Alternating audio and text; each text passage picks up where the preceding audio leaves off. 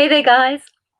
Okay, I wanted to chat about this topic of the Neptune-Saturn conjunction, which is going to be happening again in 2026.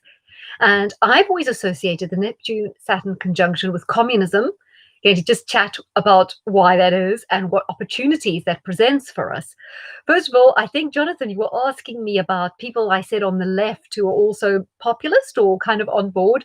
You're quite right. I can't think of anyone in America other than Tulsi Gabbard, and I wouldn't say she's that far on the left. I'm thinking more about Lexit and the kind of left-leaning Brexiteers in the UK. So we've got people like Kate Hoey and maybe Piers Corbyn, and there are quite a few names on the left. I mean, George Galloway, but he's so. I mean, he's here and he's there. You don't always know, but definitely the characters on Lexit, and within Europe, some of the populist anti-EU movements, I think in the Czech Republic, are also left-leaning to a degree. Even Marine Le Pen apparently has a lot of former Communist Party members following her party. So there's sometimes a crossover between the left and right. Hi, Debbie. Great to see you. So in 1917, at the time of the Bolshevik Revolution, we have Neptune conjunct Saturn. Then, obviously, we had the establishment of the Soviet Union.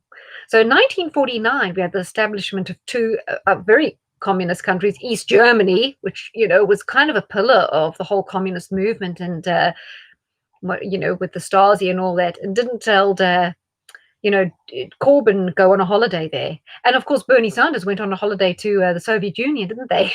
Wonderful places. Didn't one of them honeymoon in one of those places? Anyway, I think there was Bernie Sanders that honeymooned in the Soviet Union. And of course, Jeremy Corbyn, who was going around with Diane Abbott around East Germany. So there you go. But so 1949, we have the formation of China and the Mao Zedong and East Germany. And along in 1951 comes the next Saturn Neptune conjunction. So although there's a bit of a 2-year gap, sometimes with these major conjunctions, the events happen maybe 2 years before. So Bolshevik Revolution, the establishment of East Germany, and Communist China. In 1990, what happens? There is another Saturn-Neptune conjunction in Capricorn this time. By the way, the one in 1951 was in Libra. So in 1990, Saturn-Neptune again conjunct, and this time conjunct in Capricorn. And what happens? We have the fall of East Germany and the fall of the Soviet Union. So what does it mean now that we have the Saturn-Neptune conjunction coming up in Aries in 2026? Could that mean the fall of another Soviet power, possibly China, or the establishment of another Soviet power or communist power, should I say, possibly in the West this time? I think if it was that a country like China fell, and I think it's highly possible because communism does have these cycles, could be North Korea. I think that is the best we could hope for in the West in terms of protecting our Western culture, our ideals, and our democracy, because so many of the technocrats, from Bill Gates to look at Klaus Schwab, the head of the World Economic Forum, he loves China. He's in league with China. The World Health Organization is in league with China. The UN seems to be. All the globalists and the technocrats, Tim Cook of Apple, they all seem to be aligned with China. They all looking to China for the way forward. They all steering us towards that whole system of top-down control, social credit scores, all this stuff. They look to China. If China fell through the strength of the Chinese people, or because, communism just crumbled, that would be fantastic because it brings down our elites as well. By the way, sorry about the shadow in the background. So it's very interesting to look and see if astrology could deliver us that. We know that the Chinese Communist Party are so strong in the rest of the world with their Belt and Road Initiative and the way they've asset grabbed and moved in where they're weak governments and bought up control. We know they're even strong in places like Ireland and Iceland where they're buying up assets.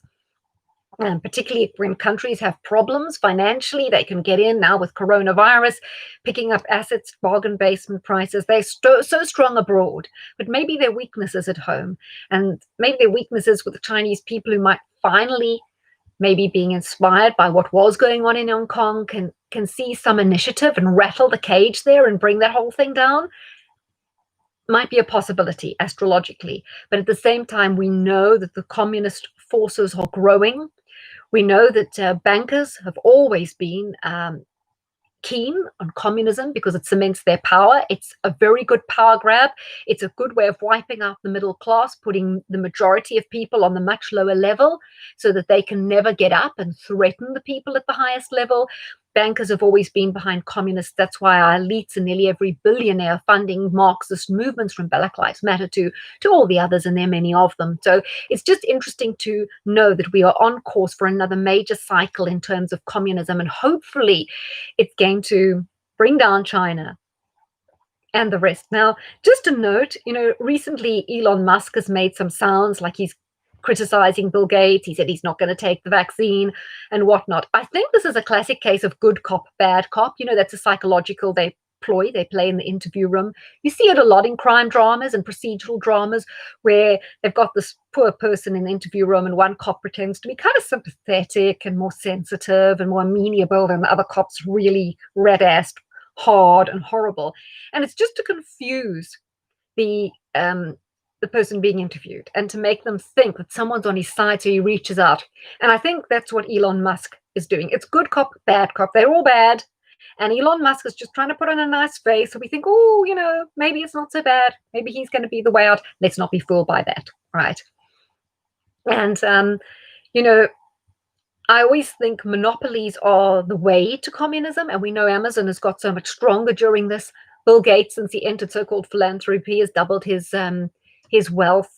And we know that these companies, like globalist corporations, who are on track to push us more towards technocracy, so Uber, Amazon, all these, we know that they run massive losses. They take a long time to be profitable, but for some reason they have no problem finding funding during the whole period where they are basically a loss leader. They engage in predatory pricing. They operate at a loss because they know that they have access to unlimited funds, because they're obviously pushing the right agenda. So they can drive everyone out of business. All the people who do have to watch the bottom line, who do have to worry about cutting costs, who cannot get the capital to run out at losses, particularly smaller companies, to run out of town. And then Amazon, they're all great. They allow you to self-publish. They allow you to do all sorts of great things. They're really cool. But the minute they've got a monopoly, they can shut you down. They can shut down voices. They can shut down certain authors. And then where are you going to get access to those books? So that's just how crony capitalism leads to monopolies, leads to communism, leads to a total shutdown. Okay, I hope you enjoyed that. Hey, K-Mail. Hope you enjoyed the other video I uploaded today as well about the new financial system in a new Bretton Woods. And I hope we're going to watch and see what happens with Saturn, Neptune 2026 and what's going to happen. Now, just a note, Saturn, Neptune, the last time it was in Aries was back in 1703 was the last time there was a Saturn-Neptune conjunction in Aries, and it coincided with two major earthquakes in Italy and some crazy weather in the UK, great storms. So that could be something to look out for. But look, it's weather and it's a long way away.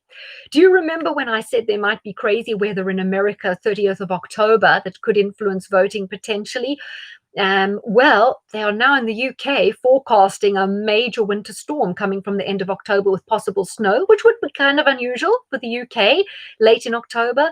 May coincide with this weather bomb I'm thinking might happen, that's predicted by the heliocentric version of astrology for coming end of October and and the 2nd, sort of the 7th and the 10th of November. So we're watching out for major weather in the Northern Hemisphere round about then. Thanks, guys.